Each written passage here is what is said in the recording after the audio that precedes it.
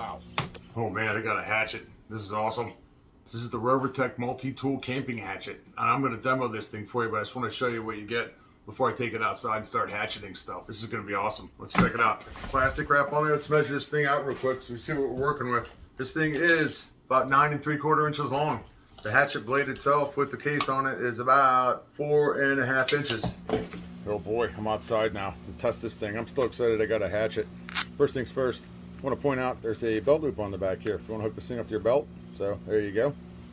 Safety first. You have a piece of rubber here that protects you from getting cut. It is pretty sharp. I want to go through some of the features here. On the back, there's a fire starter on here that also doubles as a whistle. I'll blow it.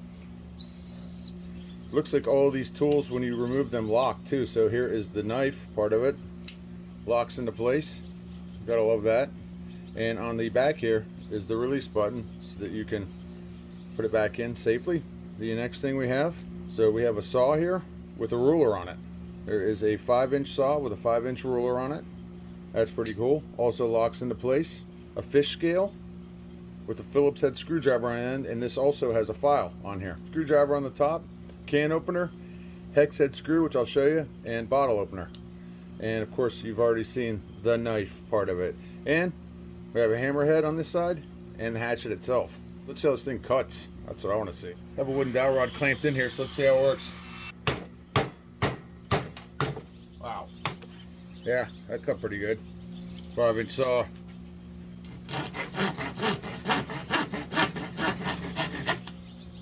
Well, that works.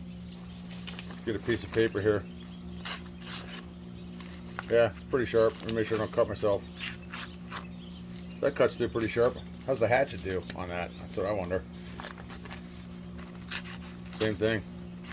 Wow. Just give you an idea how sharp that is. As I said before, it's got a hammerhead on it.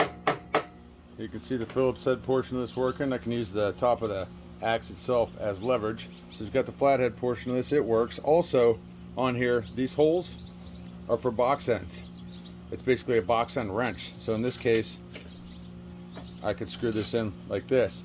Now I think these might be metric, and my screws are standard, but that's kind of a cool feature. And as the screw gets smaller, you can slide it down into place. All in all, this is a pretty neat, solidly built camping hatchet, or maybe gardening tool in my case. I might use this in my garden by RoverTech. Check it out.